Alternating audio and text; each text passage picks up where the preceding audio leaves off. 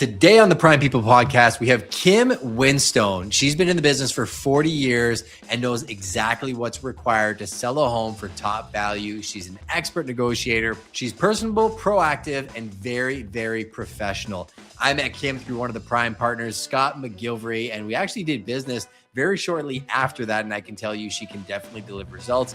In this episode, she's going to dig into the basics of what it takes to become an extremely successful real estate agent, how to build long-lasting relationships, and share some deep, deep insights. Enjoy the show. Welcome to Prime, real conversations in real estate.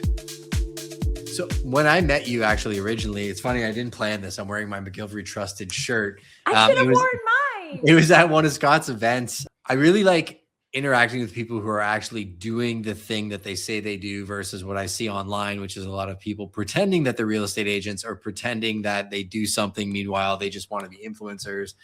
You've been an agent in Caledon for 36 years, right? For my research. And it looks like you absolutely dominate that market. So I've been a real estate agent for 40 years. Wow. Amazing. I've worked in Caledon probably for the last 25 years. I started in Toronto. Oh, interesting. Yeah. So 40 years ago, what was Barry Toronto Cohen. like versus, Barry Cohen, we'll get into that. But what was Toronto like 40 years ago versus how it is today? Well, we thought it was expensive, right? Like you go to Yonge and Sheppard and you're buying a lot with an old house on it and, you're 200,000. You're like, oh my God, it's so expensive. But, it's all relative. Great location. We were at Bayview and Sheppard, so we were in a fantastic area. Our office, people went to the office then. So it was a competitive office. I built my business on cold calling, Justin. That's amazing. So yeah, I was 22 years old. And so Barry said, you have to call 20 houses and talk to 20 people a day. I had a full-time job. What were you doing? So I'd go to the office. I was a legal secretary for Workers' Compensation Board. Interesting. And Barry said, Kim, if you become a real estate agent, I'll hire you. And I thought about it. Should I sell real estate? Should I sell cars? Because my family was in the car business. Sure. And because I was bored at work, right? The phone is ringing. Like you'd be so excited because there wasn't, you're typing all day. Anyhow, so I got my real estate license and I kept my full-time job. And Barry's like, what is it going to cost you? Or what is it going to cost to get you to quit that job? And I said, $200 a week. So he gave me a drawing commission of $200 a week. Oh man. Can you imagine? I can. Well, it's funny you say that. So cold calling is a topic that, internally here, we have been hammering on because everything changes, right? As social media and digital ads get traction, everybody starts doing them and it kind of ruins things. And we found over the last year, getting into community, picking up the phone, calling people has generated such great results from a lot of the stuff that we see online. What are the core competencies of a cold caller that you think makes them successful versus somebody who maybe is floundering at trying to make phone calls? Well, first of all, you have to know more than them, right? Which is harder today because the person you're calling. It's harder today because there's so much information everywhere, right? But if you're in an area, so I have a farm area. I've always had a farm area. I believe in a farm area. And so that's the area, obviously, I'm calling. So I need to know about the schools, the church. I need to know about the pub down the street. I need to know about a well, the septic. Like there's a lot of things that in that particular area that's maybe exclusive to that farm that you need to know, not just what last house sold for. And so, because if my line was, hi, it's Kim Winstone calling from Remax. Have you considered selling your house at all? And they all said no. Everybody said no.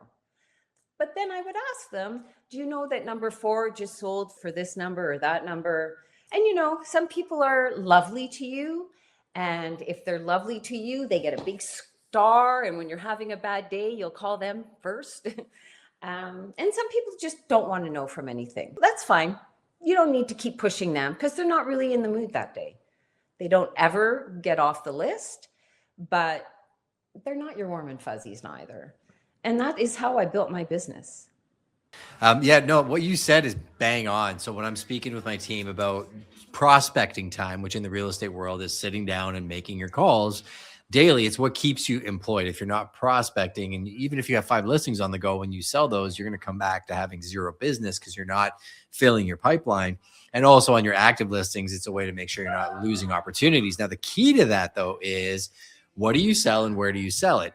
And how much time are you spending before you prospect, looking at what has been actively listed, what has sold, picking up the phone, calling those agents, and getting the insider information? Because what a different experience it would be if I called you to give you information on a recent sale in your area, and I knew that they took 50,000 under what it should have sold for because it was a divorce or some piece of information that you can't see on MLS. In my opinion, there's so much more value in having somebody like yourself that is dead focused on knowing the market, making the calls, versus somebody that's just sitting there hammering the phones with little to no value, right? And then they start calling you. Yeah. What was the story with that house? I know it went 100 grand under. What happened there? And usually I know. And if I don't know, I'm going to call and find out and get right back to them. Well, there's another piece there, right? Is when people say, I'm going to call you back and I'm going to get that information. 80% of agents, I feel, don't get back to people ever with that information. What was your process when you were making your calls? Did you have a CRM? Did you have a notepad? How did you keep track of all the different people and things that you had to do? Oh, paper. Yeah. Paper and a day planner and a notebook, like old school. That's all old school. I still got my notepad. I've got my paper and pen. I still use it. But yeah. But I find, now I use my CRM for sure more, and I don't cold call like I used to. I cold call more my farm area still, but now these calls are usually warm because I've called them so many times. Yeah, I could see that. I think to transition early in your career, you're going to have a limited amount of time, and certain clients are going to earn the opportunity to work with you as much as you earn the opportunity to work with them. They stay top of mind, and you're putting the pieces together on who's moving where, who's selling what, and you could connect the dots in a way that, the actual MLS couldn't necessarily, because they don't know the intricacies of your area and all the families and the people, right? And it's exciting. Like I still, after 40 years, feel enthusiasm for the business, right? Like I still feel enthusiasm and I feel great. You're double ending this one because from this guy who wants to buy that house. And then I like that. I find a lot of satisfaction out of it. Still. Yeah, it's a fun business. What do you think has changed in the last 40 years in terms of the industry? Well, one thing hasn't changed, and that's getting the face-to-face. A million things have changed. But the one thing that has not changed is getting that face-to-face. And a lot of the agents in our area are door knocking.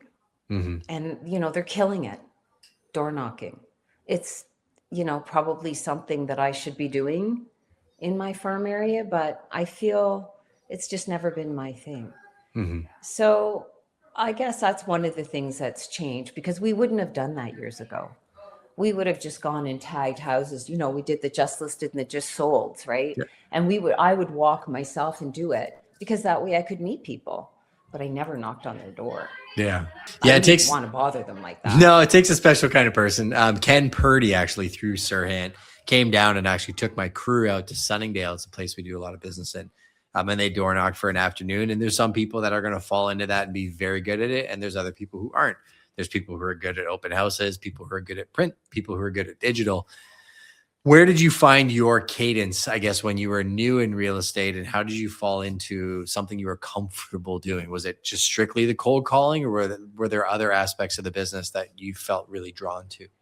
Oh my God. The first little while, cold calling was the most uncomfortable, hardest thing, but it was a little different back then too, because I felt like I had to answer to somebody, right? Like if I couldn't come in the office that day, I would call and say, look, I can't come in today. He'd be like, you don't have to call, right?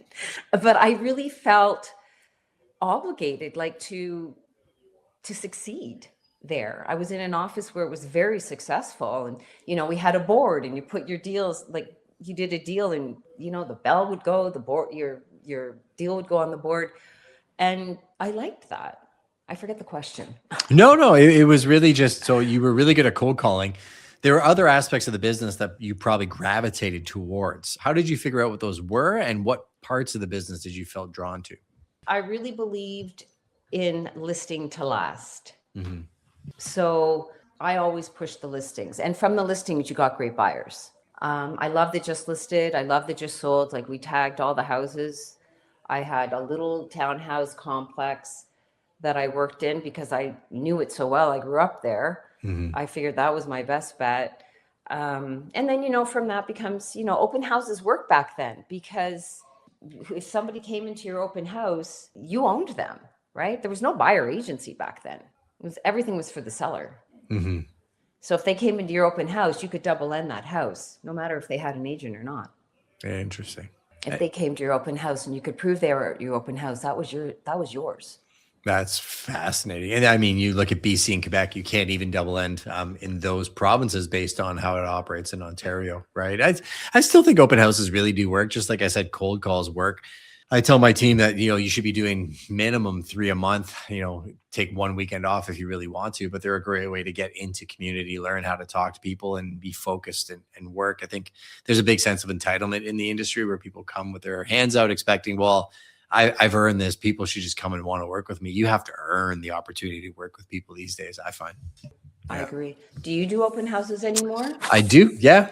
In certain areas and timeframes. Depends on what I'm working on. I did one at one of my builders' houses, the Myra Halcyon Homes, that actually won the Home of the Year for LHBA.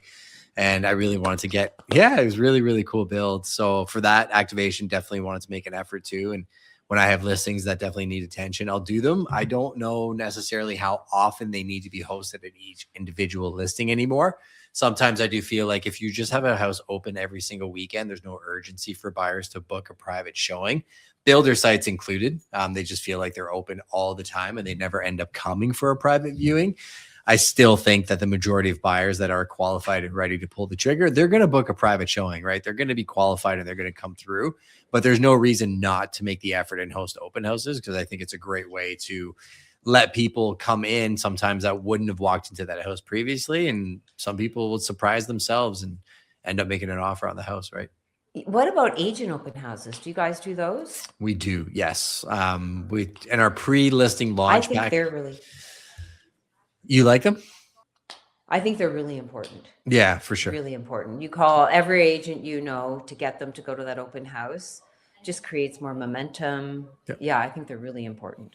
Yeah, they're great for networking too. I find that when we do agent open houses, I tell agents, like, bring your deals, bring stuff you're struggling with, things you're doing price reductions on. Tell me about them at the open house, because I might have a buyer for them, or somebody at the open house might have a buyer for them, right? I've rarely ever Absolutely. not generated business being in community with other agents. I agree. The networking is another big aspect of the business, which is a little bit harder since COVID, isn't it?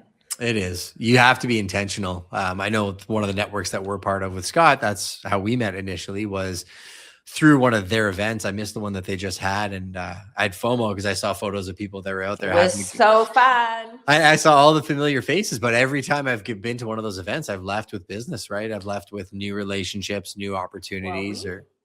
Correct. Yeah. And we did a deal out of it. We did. Yeah. And it's interesting because it keeps you top of mind and it makes these conversations more organic. And, you know, even if I don't have a direct deal, well, if there's 2 other agents within the ecosystem and one's looking for one and I met them, it's all these intricacies that happen in life and business that it makes it fun. Like, you talk about being inspired. I love waking up every day and getting around people that feel like you do about the business, because it's easy to get caught up with the doom and gloomers and the people who are negative about our industry and the business. And I find you end up becoming what you surround yourself with. Isn't that the truth? And Scott has so many great contacts, like the lawyer, the mortgage broker, you know. Sarita was great. Actually, she helped us out with something too. Yeah, I think she's amazing. Yeah, super smart girl. Going back to the marketplace, I know we were having a conversation a little bit earlier that I think the public should hear about pricing. I think we're in a very difficult marketplace. You know, it is December 2025. We've been what, almost 3 years now, feels like, into what feels like a recession. I know optically they're not calling it that, but it definitely feels like that from a unemployment, GDP perspective and everything else. And we're having very difficult conversations with sellers around pricing and products and telling them you have to price at market or under to even compete in this marketplace. With your time in the industry, how have you navigated those types of conversations and kind of brought sellers to a realistic place in terms of value? Because I think that's one of the toughest conversations to have in this business. Very bluntly. Yeah. Absolutely. You need to be here. You have to be under them. If you want to sell, you have to be just a little bit under where you think you should be. But the problem is, in the last, how many years, people think they've won the lottery. And that's the sellers really need to wrap their head. And some are great. Some are so good. But others, they just, not my house. Or you can do it. How can I do it? I mean, everybody knows prices today. You just need to be a little bit under. That's comfortable lots of times to get the house sold. Yeah. But I just renovated it. I just spent all this money. Yeah. And that's why you're gonna sell first. Yeah. They don't want to hear it. No, the presentation piece, right? Properly staged, doing the updates, making the launch experience key has been a difference maker on properties here, where we've seen that if they forego that and they try to price high, 6 months on the market is a death knell, right? And people won't touch it, versus people price sharply in 30 days and they're gone and they sell quickly, right? I do, Justin, the same thing for every listing as far as the prep work, the staging, the agent open. Like I do floor plans, video. I don't care if you're a $500,000 condo or a multi-million-dollar house. I do the same thing. Everybody gets the same service. But like you said before we were recording, you said something about how when we were, just lost my train of thought because I looked at the recording thing. No, you're fine. We were talking about event pricing, market pricing, and aspirational pricing before the recording. And I was having a conversation about how we're really studying the art of the CMA, or the comparative market analysis, and making sure that we're presenting it in a way where it's objective, right? Where the aspirational pricing in this market, unless you have a hyper unique property, right? A 100-acre off-grid log home you're talking to 1% of 1% of the market. If you have comps that you can lean on and you know what the market's doing, the best thing you can do for a seller is tell them exactly what you think and maybe not get the listing if it doesn't make sense. Yeah. Oh, that's what it was. You were saying you're going to have to refuse a lot of listings in 2026 because if people haven't wrapped their head around what the pricing is, it's not going to sell. It's a waste of time, and it's a waste of our money because it's so expensive to get that house on the market. It just doesn't pay you to take an overpriced listing. And I think that's something that maybe the public doesn't understand, is that we shouldn't be paying them for the listing, right? We shouldn't be paying them to get a listing that's not going to sell. We're trying to make money. We're selling real estate as our career. So, it's just, you have to be honest with people, or honest with people. Say, okay, I'll try your price for 2 weeks. Let the market tell you. But then after 2 weeks, we have to go here. Yeah. Is that your time frame? So like, say you have a price and you're going to get a good reaction at that price. 2 weeks, you still feel like it's fresh enough that you can make that adjustment and the market will react, right? I think so. Yeah. I find once you get to like 3-4 months on market, that's when things shift. And then you're chasing the market down. Houses were at $1 million, you price at 1.2, and then you're like, you know what, we'll go down to $1 million, but now the market's at 900. That's what we're seeing right now in terms of looking at pockets and advising for 2026 and 2027. Sellers are getting so aggressive. I just told a client, I'm like, this is where I think it is today. If you guys decide to wait until the spring or fall next year, it might be down 5%, just because they're just looking for where the market is. And what you said earlier, they're trying to undercut each other. So we're in a downward trend cycle. When that ends, nobody knows. But at the same time, it's about being pragmatic about why are you selling, and if you wait a year for an extra $50,000, what are your carrying costs? What could you have done with that money? And what is your actual opportunity cost versus just getting realistic and not dealing with the stress of maintaining a listing on market, right? But wait a minute, nobody's talking about how great is it right now to upgrade? Yeah. Because the house that you would have paid $2 or $3 million for 3, 4, 5 years ago is now down quite substantially. So if you're in $1 million house and you're buying a $2 million house, the $1 million house hasn't gone down as much as the $2 million house. So there's great opportunity out there also. Yeah. Yeah. When you think about that, right, you're $50,000. If it's a 5% drop in the market, you're $50,000 down on that $1 million house versus double that for a $2 million house. And also too, like I said this to a client the other day, because they said, well, it's a wash. I'm losing more on my house and, buy it for cheaper. But I said, yeah, it depends. If you hire an agent who's good and will fight for every dollar on the sale and is a really good negotiator and gets a good deal on the buy side, you can actually widen that gap too. You can get a good deal on what you're purchasing if you hire the right person, and you can fight for every dollar on the sell side. And you can actually, there's an opportunity zone kind of somewhere in the middle, right? Are you guys getting a lot of condition on sale? Not as many as last year. Last year, I found we were getting a ton. Like there was a trifecta deal 7 out of 10 times. Now I find people are selling first and then they're going shopping because they want to know how much money they have. So I'm sending an update to a couple when I'm done this. They're very much in the place where they want to sell and then go out and purchase something, knowing 100% assurance we have this much money to go out and play with, right? So I think maybe that's why well, we're and spending.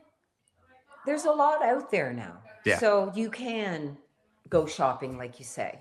That's another benefit of this market. There's lots to choose from. Yeah. Yeah. I've never seen inventory like this. It's wild. On the buy side, do you work with a lot of buyers, or I'm sure you have in your career as well? Oh, I've worked with tons of buyers. Yeah. I work probably with more sellers, but I like the buying end of it a lot too. Yeah. But I work with both, of course. Yeah. Yeah. I mean, on the listing side, if you're listing heavy too, that's going to be a big portion of the business. But the buying process is one of the funnest things ever. When you get a couple or somebody that's dialed and they say, this is my budget, this is where I want to be, and you get to shortlist. I guess, what would your advice be for a new agent when there's so much inventory out there? How would Kim pick the 3 to 5 properties to show their client when there's 50 listings in a neighborhood? Well, first of all, I would go see them myself before I even show it to them. Interesting. Because on paper, things look very different than they do in actual real life. So I would go see as many as I felt comfortable with, or, lots of times you pick houses together as well now when you're showing houses, right? Yep. And I always tell them, let me go take a look at them first, and then I can give you so I'm not wasting their time. Right. Yeah, of course. And sometimes they don't want that. Sometimes they want to, no, we'll come. You're going anyway. Let's go together. And that's fine too. But I do like to preview them because I do like to know what I'm talking about or what it actually is. Yeah. I just showed one in Malmer the other day, and it was on a huge hill, and it wasn't plowed, the hill. Oh, geez. She didn't get it plowed. And so we went to see it. The house was stunning. But my client wants her parents to move in. Mm-hmm. Well, they're not going to be comfortable going up that hill at 80 years old. Like the lady really made a mistake. It should have been plowed and it should have been salted. And, yeah, I could have been more aggressive about that had I been there before the client. Yeah, I love that service though, because bringing value to your clientele, I think it's not just telling them what's available for sale. It's going that extra mile, previewing opportunities for them, thinking around corners for them. I think that's going to be the future. I think it's where the best agents have shined, but I think a lot of agents got away from it because of the transactional nature of how busy the market was for the last couple of years. It wasn't about the quality of work. It was about quantity and awards and volume, right? So I definitely think building a clientele like you have, that's a big part of it, giving them that curated experience. And I think too that is part of your job, is an opinion. Mm-hmm. Because, remember, this house is going to be in up north, like further north in Caledon. you guys have to remember what that's going to look like in January and February, right? Instead of, oh my God, this is such a gorgeous house. You have to buy this. You know what I mean? Like there has to be, you have to give your advice because they might get excited and not think about that. I'm just using the hill as an example, but it could be anything. It could be anything. Train tracks. I can't tell you the amount of times. I usually keep my compass handy and Google Earth when I'm looking at places. Also virtual tours. This was during the pandemic. I would take people on a full virtual tour, having an MLS and Google Earth side by side. And it's fascinating to walk people through 5 houses. Yeah, because Google Earth is neat because it's 3D. So if I'm taking you, Kim, and you're like, hey, Justin, I want to buy a lakefront property in Grand Bend. Be like, awesome. Before you drive 3 hours to come see me, take a 15-minute Zoom call, just click this link. You come on. Now I'm taking you along the coastline and I'm showing you areas where when the water level rises, your beach is going to disappear. So me just showing you that, like if you make a $2 million investment here, FYI, likely in 5 years when the water levels go up again, you will have no beach to actually use. Your heart's going to stop because you're like, well, the whole point of why I'm buying here, Justin, is because I want a sandy beach.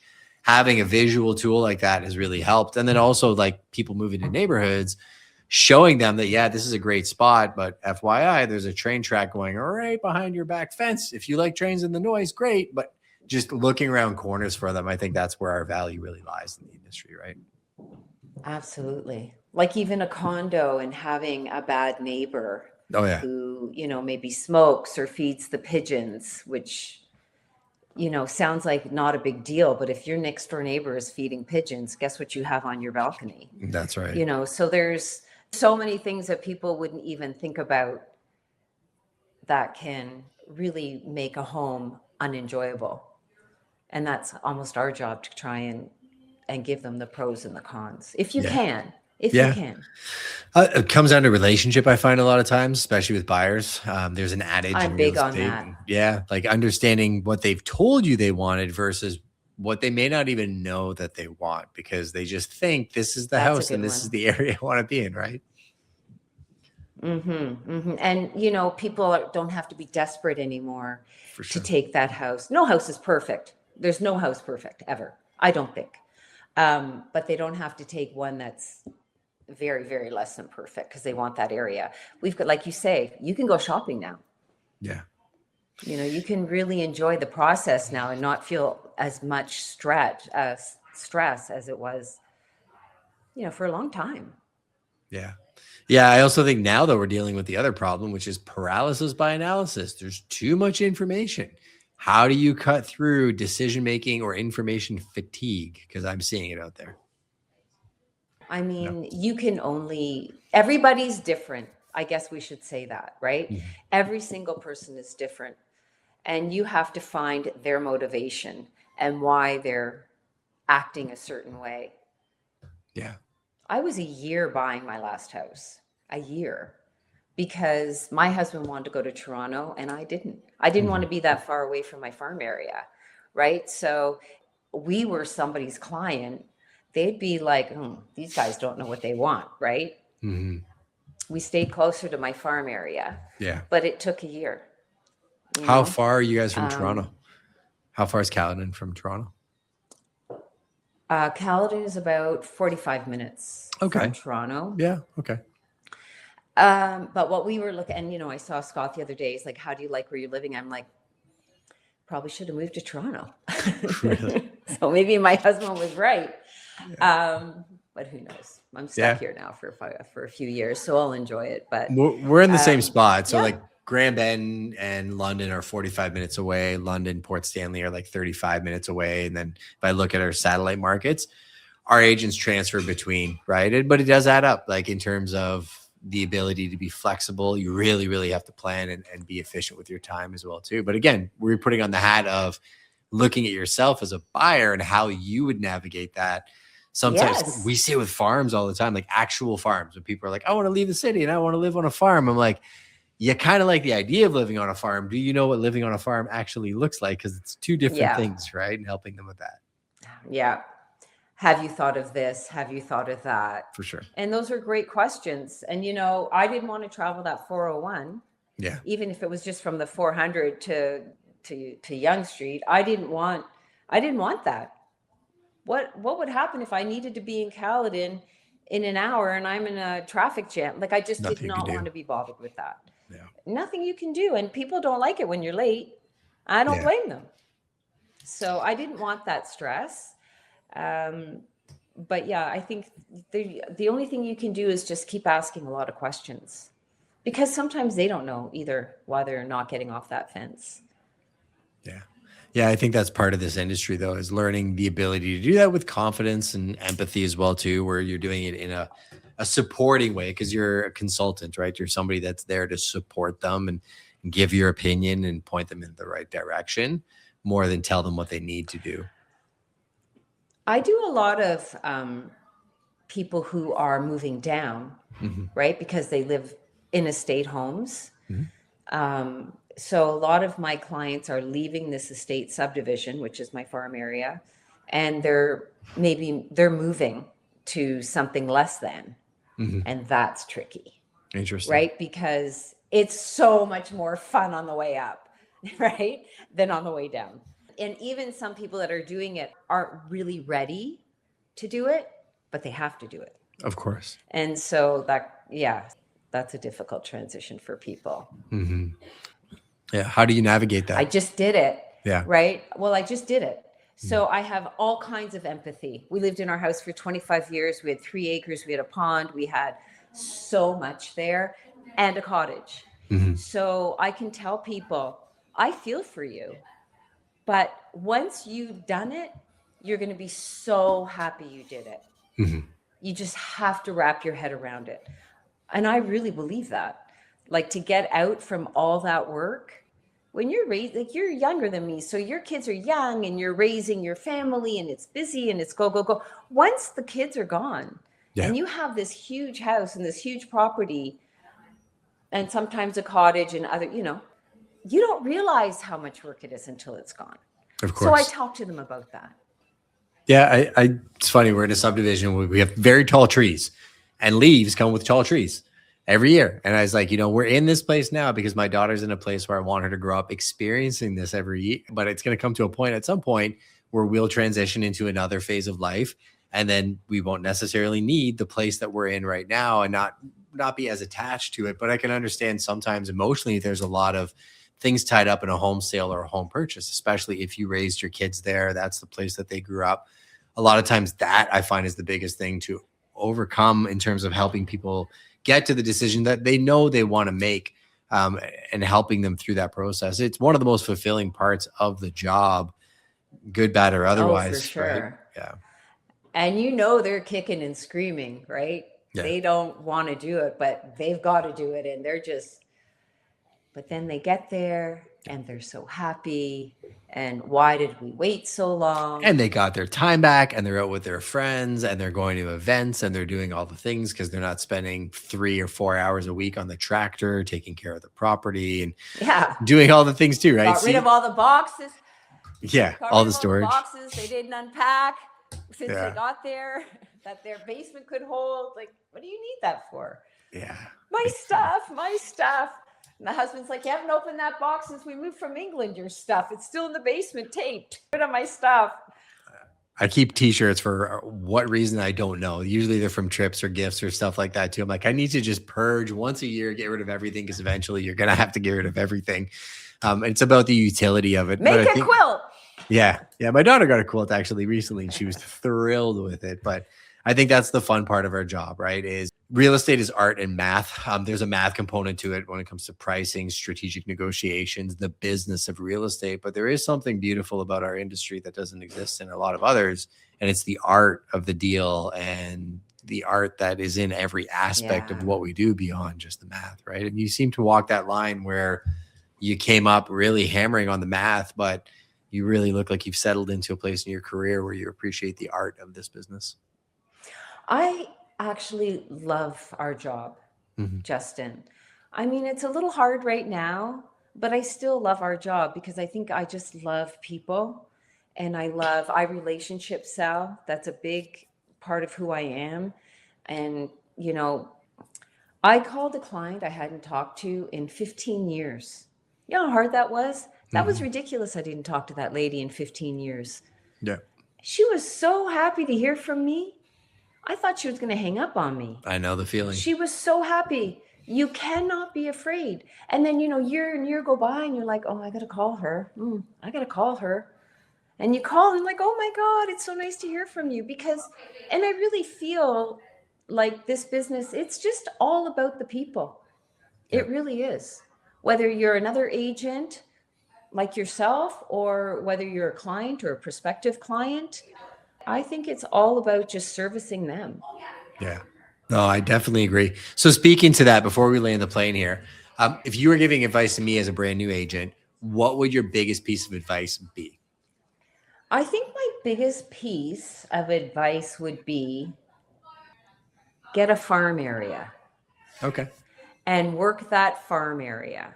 I mean, other than, be a good person, don't jam people into any. I mean, of course, not that stuff. Yeah. But strategically pick an area and just work that area. Go get a farm area. Where do you live right now? Is this where you want to start your farm area? Because it doesn't have to be forever, but find a farm area, 500 houses. Yeah. And work that. That is your job every day, working that farm area. That's all you have to do every day. Because when you're a brand new agent, what are you doing? Yeah. Maybe a little training, maybe, you go for a drink with an agent. That's not making you money. Mm-hmm. Go get that listing and learn from that listing. Yeah, 100%. Go get that listing, talk to your broker and tell them you need help pee on speed dial because go and work that farm area. That is you talked about cold calling and door knocking. Would you cold call and door knock that farm area just to build relationships? 100%. Yeah. Well, how else are you going to do it? Exactly. And you don't have the budget yet to do the mailers, but then once you sell some houses, then you have the budget to do the mailers, then you can do that, right? They have no money, right? So they can get some cards and write the address on it or free opinion of value or, hey, hi, I'm new in this area, work with me type of thing. They can drop that off themselves. Yeah, right? Absolutely. Or they can door knock or they can cold call. Cold calling is efficient. Maybe the first time you cold call. And then the next time you do a round of those 500 houses, you knock on the door. Oh, I'm Kim Winstone. Oh, how are you? No, they kind of know you a little bit now, right? Yeah. I don't know. Do people cold call anymore? It seems like a bit of... They do. Cell phones now. We do. We do between 400 and 700 calls a week. My team does, but we cover a large area. How big is your team? There's 30 of us, 28 now, actually. We just offloaded 2 that weren't really a good fit. But we cover a pretty big territory, right? So London's here, Lake Erie to Lake Huron, so Grand Bend to Port Stanley, and then Sarnia to just on the outskirts of Kitchener, right? And Norwich, depending on what it is. So is that your farm area? Yes. It's interesting because it's bigger than just me at this point. So I have my areas and my asset classes that I'm best known for. And then it's like a Navy SEAL team. So I have specialists for specific areas that I partner with to work on stuff. So if I was doing stuff in Caledon and we work together, then I would bring in what I can offer on the strategy and the marketing side of things. But you know that area better than anybody else. Same thing with kind of my agents that are in this area. But then we bring in junior agents and associates to help work those areas. So we may take a database of new home buyers, for example, and they really got to cut their teeth calling that database to see how comfortable they are doing the job of real estate. You're in sales, right? And sometimes they don't know what to say, and putting them in a room with other agents, making calls and being in the business of real estate is where we've really found our groove in the last year, where, like I said, if you do 719 calls there, you may get 20 connections. You may only get 2 appointments out of that. That's the reality of how hard it is these days, right? But when the markets get better, you'll be in a much better position to succeed because the conversations are a lot more natural, organic. You know the market. And like you said earlier, the best piece of advice is pick one area, study it. You'll know it like the back of your hand, and you won't even have to study scripts because you'll just be able to talk because you know what you're talking about, right? Oh my God, I remember exactly what I said 40 years ago because I say the exact same thing today. I haven't changed that. What do you say? I think, can you share that, or is that a secret sauce? No. Hi, it's Kim Winstone from Remax. Have you considered selling your house at all? And they all say no. The only one who said yes is my husband. That's how I met him. Cold calling. That's so funny. Yeah, and they all say no. And then my next line is, did you know that your neighbor at 16 sold for $3 million? I didn't know that. And, it starts a conversation. Of course. Or, Kim, I got to go, or whatever, right? But you can't win them all. It's a numbers game. But I think that your guys are very smart because they're cold calling in this market. Mm-hmm. You're just creating conversations, as you say, for later, because when the market does heat up, you've already had a warm conversation with somebody. Yeah. So now when you call, your conversation's a little different. Yeah. You can build some great tools. Like that's where old school and new school real estate meet. Is you can use the old school tactics to develop the relationships in the database, and you can use the new school tools to nurture the database and let people put their hands up when they want to. And like we've had lots of leads over the years that have come back to us because of social or email marketing or whatever, because they feel like they made that initial connection. We tried to provide value. So being all that said, I did want to give you the opportunity to leave the audience with one message or piece of value. So pretend you're standing at the top of Mount Prime and you're speaking to the entire world. What message would you like to leave people with today? Well, that's something you could have told me you were going to ask me at the beginning. That's okay. It could be anything. Philosophy of life. Thought about it. Anything you'd like. Well, I just think that in this business, people think they're working and they're not working. Of course. So I think that you can sit at a desk all day long and think you've put in a full day of work, and you really haven't. The goal is to talk to as many people as you can every single day. Try and meet new people every single day in the elevator, in the Starbucks, whatever, wherever you're going. And I think on top of that, you have to follow up and follow back. I think those are such key things in this business that people forget or people are afraid to do. I think it's the same thing you said earlier, right? You can get in your own head about something. You don't call a client that you've known for 15 years because you've built this up into a thing, and then they're thrilled to hear from you. I think if you can remove that fear and you can get back to basics, I think everybody would find success. It's not hard to be successful. It's very hard to be consistent. So thank you for joining us, Kim. If anybody wants to connect with her, thank you, Justin. All her information will be below, or reach out to me directly. And I'd love to make a connection to her. If you are shopping in the Caledon area, she's definitely something that you need to know. And if you're a real estate agent, connect with her as well, because relationships are the foundation of this entire business.